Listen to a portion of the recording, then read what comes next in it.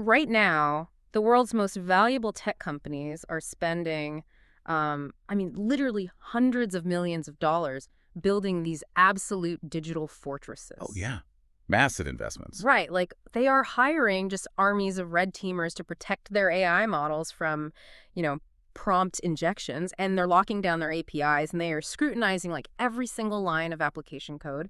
Yeah. But to actually power those models to run the math, they are plugging them into these bare metal servers that can literally be hijacked by hacking the building's air conditioning system. It's a staggering blind spot. Yeah. I mean, we are basically building bank vaults on top of quicksand at this point. Exactly. So welcome to today's deep dive. We're looking at a reality that the cybersecurity world is just sort of finally waking up to, which is that the physical and foundational metal beneath these AI models is, well, it's fundamentally broken. Today we have this really fascinating source document from Lava. It's a comprehensive framework, and they outline the top 10 data center and AI infrastructure security risk. They call it the Forge framework. Right.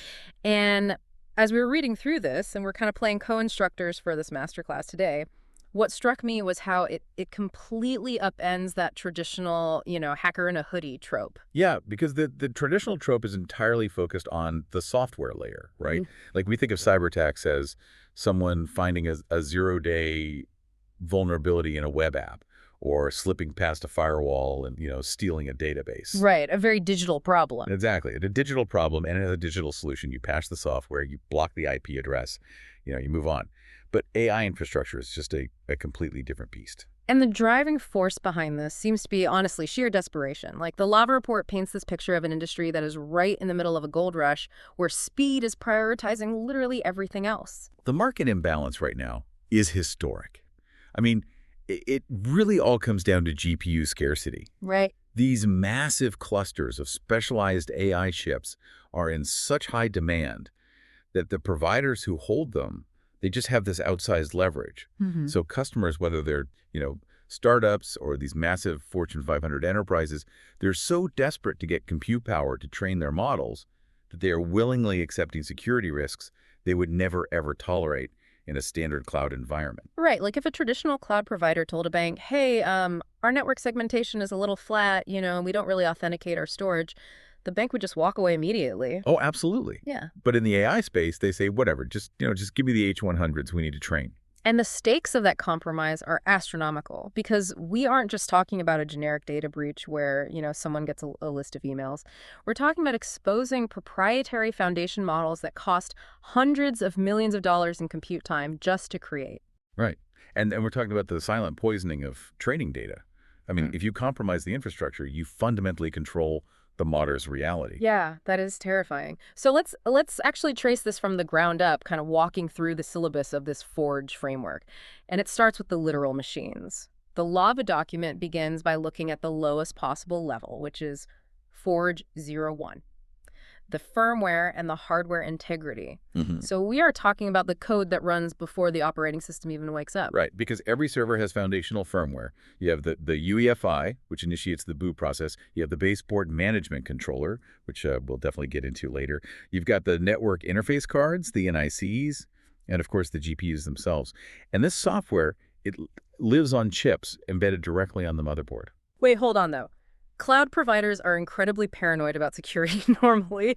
Are you seriously telling me they're taking bare metal servers, running them out to one AI startup, getting them back, and then just like reinstalling Linux and handing them to the next Fortune 500 company? In a lot of bare metal environments, yeah, that is exactly what happens. They wipe the primary hard drive, they reinstall the OS, and they just provision it to the next tenant. But if an attacker implants malware in the motherboard's firmware, wiping the hard drive does absolutely nothing. Nothing at all. It's totally untouched. An implant at the UEFI level, for example, it survives complete disk wipes. It survives OS reinstalls. It survives tenant reassignments. Wow. Yeah, the Lava document actually points to real-world examples of this, like the Black Lotus UEFI boot kit and the Cosmic Strand motherboard root kit. I mean, these are just theoretical academic papers. These are persistent pre-boot threats operating in the wild today. Let me try an analogy here. Tell me if this tracks. A traditional cloud server is like renting a hotel room. When you check out, the maid comes in, changes the sheets, swaps the towels, and the room is perfectly clean for the next guest. Reinstalling the OS is basically just changing the sheets. Right. But an AI bare metal server is like a hotel room where the previous guest literally unscrewed the electrical outlets, rewired the walls, and hid cameras in the air vents. Oh, that's perfect. Like, changing the sheets doesn't make that room safe. No, that is a phenomenal way to visualize it. If an attacker rewires the walls, the firmware, they maintain persistence indefinitely, no matter how many times you change the sheets. So how does a cloud provider actually prove to me that the machine I'm renting hasn't been, completely compromised by the guy who rented it yesterday? Well, they have to use something called a hardware root of trust and cryptographic attestation. Okay, what does that actually mean under the hood? Like, how does a physical chip prove that it's safe? So think of it as a cryptographic receipt. Modern components have these dedicated security chips. Mm, When the server boots up, before it even loads the operating system, it takes a mathematical measurement, like a hash, of its own firmware. I see. And then it uses a protocol, usually something like SPM, the security protocol and data model, to securely transmit that hash back to the provider's central management system. The provider then looks at that hash and compares it against a known clean reference value that was published by the manufacturer. And if the numbers match, the firmware hasn't been tampered with. Well, that sounds incredibly secure. Problem solved, right? It would be if they actually turned it on. Oh. Yeah, and that's the massive gap that Lava highlights. The silicon itself has the capability, but operationally, it is incredibly complex to manage millions of these cryptographic receipts across a huge heterogeneous data center. Right, because everything is slightly different. Exactly. So a lot of providers simply don't enforce attestation. They buy the secure hardware, but they don't actually gate the workload placement based on those checks. So I could legitimately be loading my completely proprietary AI model onto a machine that is fundamentally owned by a competitor or like a state-sponsored hacker. Yes, you could be. And it actually gets even more complicated when you look at how these individual machines talk to each other. Right, moving to 4G02 in our syllabus. Because an AI model isn't trained on just one machine, it requires, hundreds or thousands of GPUs constantly communicating. And this is where the AI infrastructure radically diverges from traditional IT. We're talking about the network and interconnect vulnerabilities. Right. So in a traditional cloud, servers communicate over standard Ethernet. And all that traffic is, it's heavily inspected. You've got firewalls, load balancers, and the operating system's networking kernels looking at every packet. Yeah. But AI workloads require something totally different.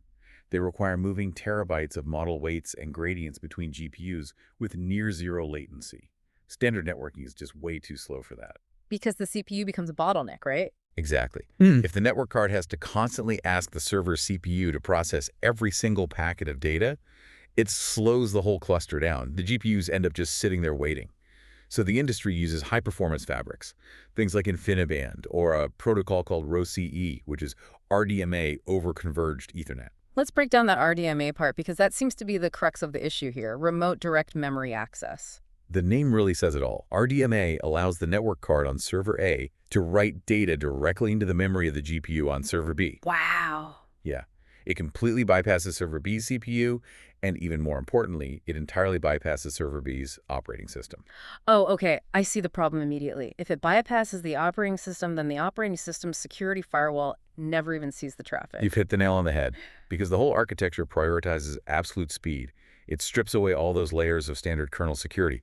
The OS is completely blind to what the network card and the GPU are doing. So the front-end network, like where the administrators log in and where the APIs live, that's highly monitored. It's like a commercial airport. You have TSA checkpoints, X-ray machines, ID checks. Right. But this back-end RDMA fabric, it's basically a massive private underground highway system where these vehicles are traveling at hyperspeed. There are no lane dividers, no police, and the vehicles can literally just drive straight into anyone's garage without asking permission. That's a great way to look at it. Yeah. And many providers actually leave that underground highway completely flat. What do you mean by flat? Like in InfiniBand, for example, there is a mechanism for partitioning the network, like creating dedicated lanes for different tenants so they can't crash into each other. Yeah. But it requires explicit configuration by the engineers. Okay. If the operators are lazy or, just rush trying to get capacity online, they just leave the default partition, key 0 by 7 NetVet active across the entire cluster. So what does a flat back-end network actually mean for a customer? Let's say I'm running a small training job on just a few nodes, and someone manages to compromise my container. What can they do on that underground highway? Well, because there's no segmentation, a compromised node can just map the entire backend network. They can send routine diagnostic queries and see the topology of the whole cluster. They can see the switch states. They can see exactly where the massive multi-million-dollar jobs from other tenants are running. Just by looking around? Yeah. And if the fabric lacks wire-level encryption, which it very often does because encryption adds a few microseconds of latency, they might even be able to intercept data in transit or flood the fabric to cause a denial of service attack on a competitor's training run. It really all comes back to speed over security, doesn't it? Every single time. And this shared highway environment leads perfectly into Forge 03, which is one of the most alarming sections of the Lava document: unsafe multi-tenant isolation and resource reuse. Right. Multi-tenancy is basically the economic foundation of the cloud. You have a massive physical infrastructure, and you slice it up so multiple companies can use it simultaneously to, share the cost. Right, but I always assumed that technologies like Kubernetes or standard Docker containers pretty much solved this. Like they put your workload in a little virtual box and you can't see the other boxes. And in traditional web hosting, standard containers do provide a really reasonable boundary. But AI workloads are incredibly messy. Messy how? They require deep, highly privileged access to the underlying hardware just to function. Like they need to talk directly to the accelerator interfaces and these super complex GPU drivers. A standard Kubernetes namespace is simply not a strong enough cage for a workload that demands that much raw hardware access. And the document specifically mentions a recent vulnerability here, CVE 2024-0132, which was related to the NVIDIA Container Toolkit. Yes, that was a really critical container escape vulnerability. Because the container toolkit needs to map physical GPU resources into the virtual container, that boundary is inherently porous.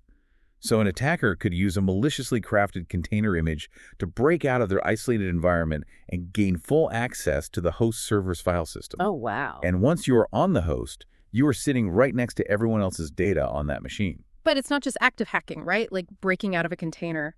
The report dives into passive failures, which honestly might be even more terrifying.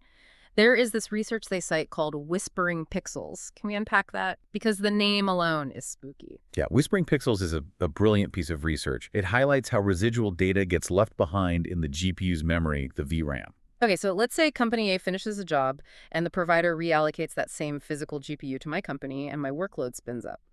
How is it that I might be able to read company A's data? Isn't memory volatile? Like, doesn't it clear when the power cycles or the job ends? It is volatile, meaning it disappears when the physical power is cut, but it doesn't instantly erase itself just when a software job stops. VRAM holds incredibly sensitive stateful context during a run. We're talking model weights, gradients, intermediate calculations, sometimes even raw API keys. Yeah. If the provider's orchestration software doesn't force a complete cryptographic wipe of that VRAM and completely reset the multi-instance GPU configurations, that data just sits there. It's left over. So when your workload is loaded into that same physical space, it can potentially read the uninitialized memory left behind by the previous tenant. That is wild. I could basically inherit the proprietary pre-training data of a massive tech giant just by renting the right GPU at the right time. Exactly. And the scary part is, as a customer, you often can't tell if the machine was properly scrubbed before you got it. Though the report does note that on a dedicated bare metal node, you can run some sanity checks. Like if you log into a fresh node and run a command like NVIDIA SMI, and you see unexplained memory usage or compute contexts that are already active, that is a massive red flag that the node wasn't cleaned. Okay, so to actually clean a machine properly, to wipe the VRAM, reset the hardware, reflash the firmware, the provider needs a way to control the server that doesn't rely on the operating system. Because if the OS is untrusted, they need a deeper level of access. Right. And that logical requirement introduces a massive structural vulnerability, bringing us to Forge 04, the insecure out-of-band management plane. Yes. This feels like the Achilles heel of the entire data center to me. Let's talk about the BMC, the baseboard management controller. I don't think most people realize this thing even exists. Most people definitely don't. So think of a standard server. You have the main CPU, you have the RAM, the operating system. But completely separate from all of that, soldered physically onto the motherboard, is this tiny independent computer called the BMC. It has its own processor, its own memory, its own dedicated network port, and often its own power rail. It is alive and running even if the main server is completely turned off. What is its actual purpose? Why is it there? It's strictly for the IT administrators. It allows them to remotely manage thousands of servers without having to physically walk down the aisles of a freezing cold data center. The BMC can remotely power cycle the server. It can mount virtual media, like a digital USB drive, over the network to reinstall an OS. It reads all the thermal sensors. It essentially has total hardware-level control. It is literally a God mode backdoor built into the hardware by design. Precisely. Now imagine if the credentials for that God mode backdoor are left to factory defaults, like username admin, password admin. You're kidding? Does that actually happen? All the time. Or imagine if the dedicated network that all these PNCs sit on is completely flat and accessible from the main tenant network. Okay, going back to our building analogy.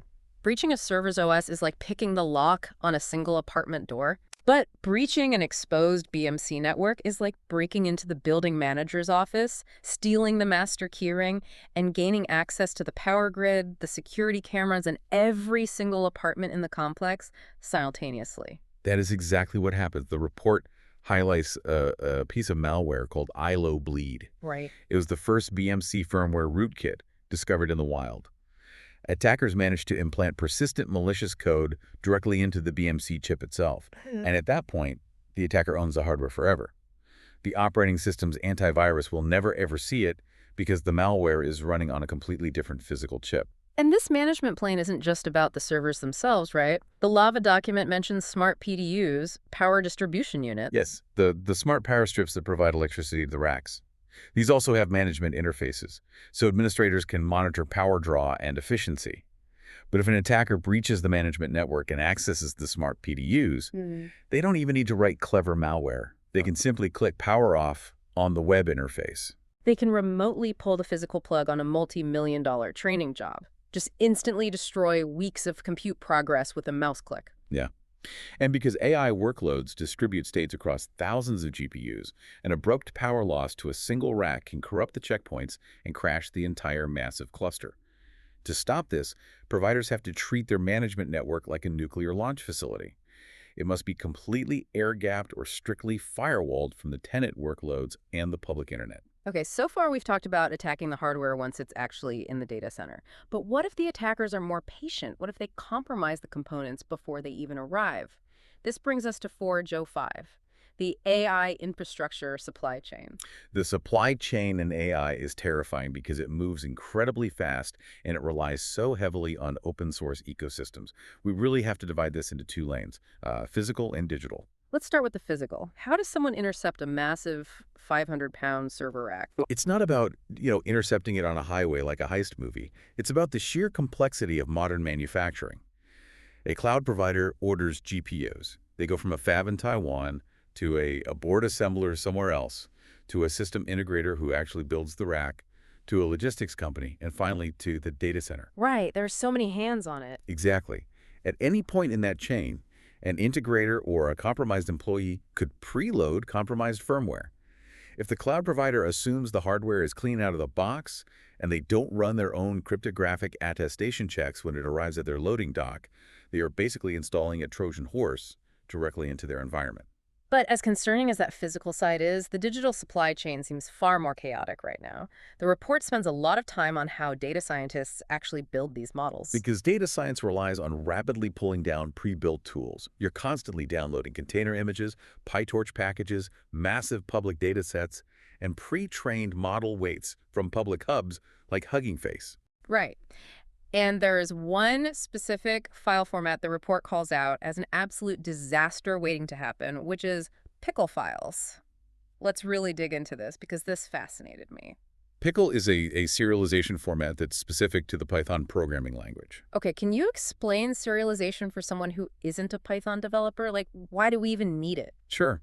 Imagine you have a complex AI model loaded in your computer's active memory. It's not just text, right? It's a massive, multidimensional structure of objects and mathematical weights. You can't just save that as a plain text file. You need a way to freeze that complex structure, translate it into a stream of bytes, save it to your hard drive, and then later thaw it out, and rebuild it exactly as it was in memory. Okay, that makes perfect sense. Freezing it is serialization, thawing it is deserialization. Exactly. So Python uses Pickle to do this. So what's the problem with it? The problem is fundamentally how Pickle rebuilds the object when it thaws it out. It doesn't just read data. It basically executes instructions to reconstruct the object. Wait, it runs code just by opening the file. Yes. By design, the Pickle deserialization process can execute arbitrary Python code. It was designed for convenience, not for security. So if an attacker takes a legitimate AI model and silently injects malicious instructions into the Pickle file, the moment a data scientist downloads that model and runs pickle.load just to examine it, the malicious code executes. That is a structural flaw, not a bug. Just by looking at the model, I trigger a malware infection that could, steal my credentials or install a backdoor on my cluster. Exactly. And attackers are aggressively exploiting this right now. They upload poisoned models with interesting names to public repositories, and they just wait for researchers to download them. So what is the alternative? How do you save a model without using Pickle? The industry is desperately trying to shift to safer formats, most notably one called safe tensors. Yeah. Unlike Pickle, safe tensors is designed to only store the data, the math, the weights, without any executable structure whatsoever.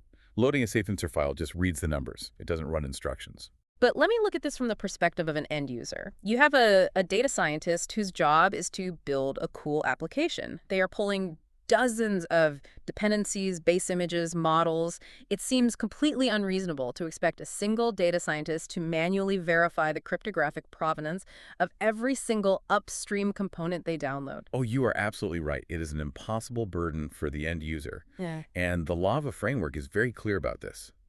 It is a systemic failure for organizations to push that responsibility down to the individual researcher. So how do you actually fix it at a systemic level? And enterprises and cloud providers have to build internal controlled mirrors. You fundamentally block production systems from reaching out to public, unreviewed registries on the internet. Yeah.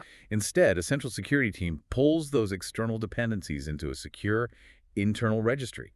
They scan them for malware, they verify the signatures, and they pin them by their immutable cryptographic digest. What does pinning by digest mean? So instead of saying, download version 2.0 of this package, because an attacker might silently replace version 2.0 with a malicious version on the public server, you say, download the specific file that matches this exact mathematical hash. Right, because the hash changes if even one byte changes. Exactly. It guarantees the file hasn't changed by a single byte.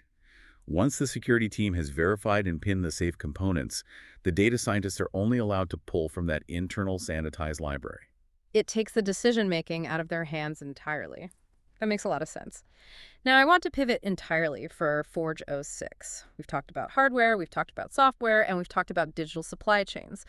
But AI models require something else, which is an unbelievable amount of physical energy. Yeah. Which introduces weaknesses in the facility and data center management systems. This is a massive blind spot. Cybersecurity teams spend all their time looking at network traffic and firewalls, but they often completely ignore the building management systems, the BMS. The report had a statistic about power consumption that really put this into perspective for me. A standard cloud server rack, the kind hosting regular websites and databases, draws about 5 to 15 kilowatts of power, right? Typically, yes, around there. And a modern AI rack packed with H100 GPUs. 50 to 130 kilowatts per rack. Wow. And the next generation of silicon will push that even higher. That is an insane amount of heat. You aren't just blowing air on that. You need liquid cooling, chilled water loops, massive air handlers. And those cooling systems operate incredibly close to their thermal limits. If the cooling stops, the hardware will literally melt itself in minutes unless the servers immediately initiate emergency thermal shutdowns. So how are those massive cooling systems controlled? They are controlled by operational technology, or OT systems, that manage the physical world. And the problem is, these systems rely on legacy protocols like B8net or Modbus. What are those? These are protocols that were designed in the 1970s and 80s for closed-loop, isolated building networks. In their native forms, they have zero built-in security, no authentication, no encryption. But surely they aren't hooked up to the internet, right? You'd be surprised.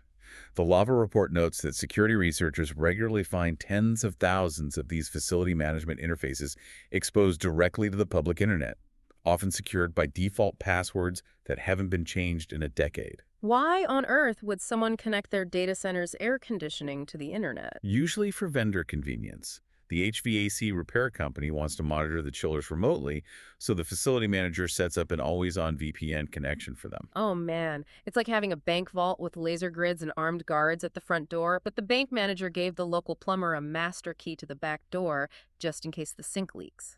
And attackers know this. An attacker doesn't need to breach the hyper-secure front-end API of the AI provider.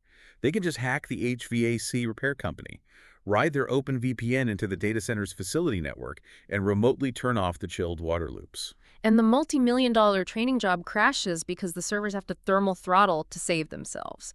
That is physical sabotage via digital means. The only way to stop it is ruthless segmentation. The facility network must be entirely isolated from the IT network. Vendor access cannot be an always-on VPN. It must be time-bound, deeply logged, and it has to require strict multi-factor authentication.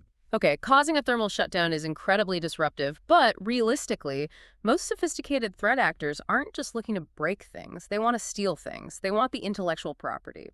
Let's talk about 4G07, insecure data and artifact handling. In the AI world, the artifacts are the crown jewels. We're talking about the raw training data sets, the intermediate checkpoints, the embedding vectors, and the final model weights. These represent, frankly, billions of dollars of investment. And because these files are massive, often terabytes in size, the storage platforms have to be specialized. Exactly. AI clusters use high-performance parallel file systems like Weka or VST data. These systems are incredible feats of engineering. They're designed to feed data into thousands of GPUs simultaneously without starving them. But again, we run into the core conflict: speed versus security. How does that conflict manifest in the storage? Well, to squeeze out every last microsecond of performance and reduce latency, some providers will deploy these shared storage systems with client authentication completely disabled. Wait, if authentication is disabled on a shared file system, doesn't that mean anyone who can reach the network can just read and write whatever they want? If the network reachability allows it, yes.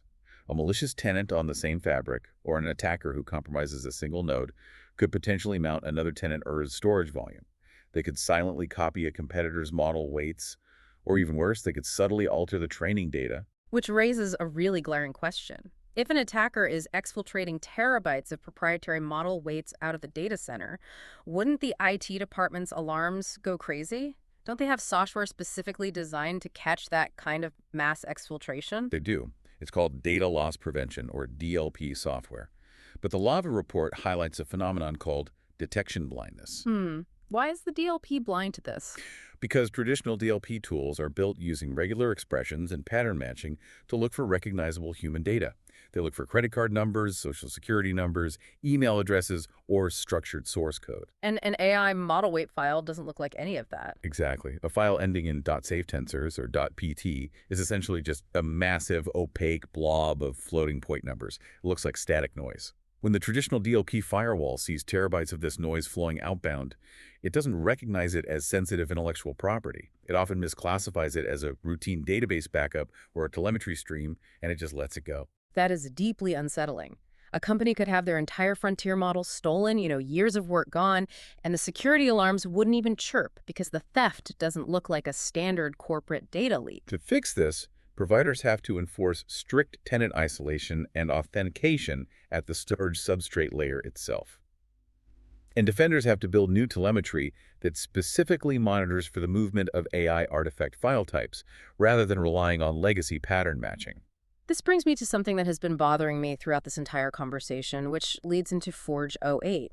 How are major cloud providers getting away with this? These are massive corporations handling billions of dollars.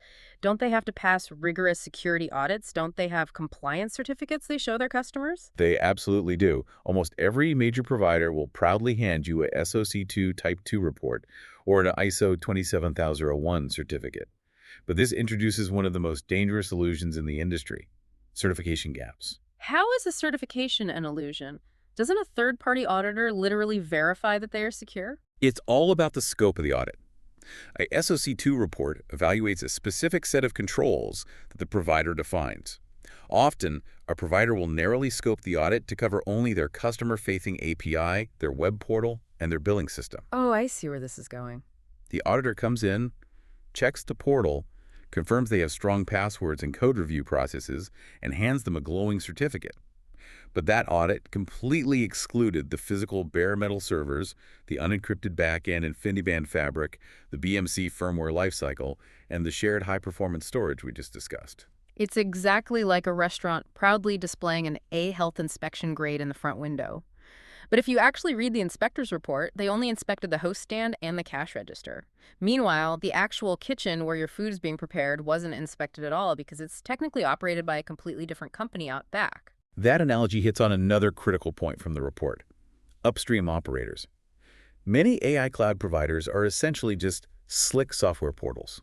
They resell or lease physical infrastructure from undisclosed third-party data center operators. Wait, really? Yeah, you think you are buying secure compute from company X, but your proprietary workloads are actually running on bare metal managed by company Y, who has completely different and often much lower security standards. And the customer has no idea because the provider hides behind the SOC2 certificate of their little web portal. The Lava report calls this false confidence. Some of these providers do not even conduct regular penetration testing on the actual GPU hardware. Customers have to demand transparency. You have to ask your provider for the actual scope of their audit. Does it cover the metal or just the software? All right, if we can't blindly trust the compliance paperwork, we have to look at how the daily operations are actually managed because somebody has to orchestrate all these moving parts, which is 4G NAG Zone 9, insecure operational infrastructure services. Right, the orchestrators. We're talking about tools like Kubernetes, Slurm, and a very popular framework in the AI space called Ray. What exactly does an orchestrator like Ray do? So, training a massive AI model is too big of a job for one computer. You have to split the math up across hundreds or thousands of GPUs. Ray is a distributed computing framework that basically acts as the conductor of the orchestra. It decides what code runs, which GPU it runs on, and how the data moves between them. It sounds incredibly powerful. It has complete control over the cluster. Now, because it's so powerful, it has an administrative dashboard and a job submission API. And a cybersecurity research firm called Oligo recently published findings about a vulnerability pattern they dubbed Shadow Ray. Walk me through Shadow Ray. How did it work? It wasn't even a sophisticated zero-day exploit. Researchers found that thousands of organizations had exposed their Ray dashboards and job submission APIs directly to the public internet, completely unauthenticated. Wait, hold on. You're telling me that the central control panel for a multi-million-dollar supercomputer was just sitting on the internet without a password? Yes. Attackers found them, and they didn't even need to hack anything. They just used a legitimate API to submit their own malicious workloads. They hijacked incredibly expensive GPU compute to mine cryptocurrency or run brute force attacks, all while accessing the operational metadata of the cluster.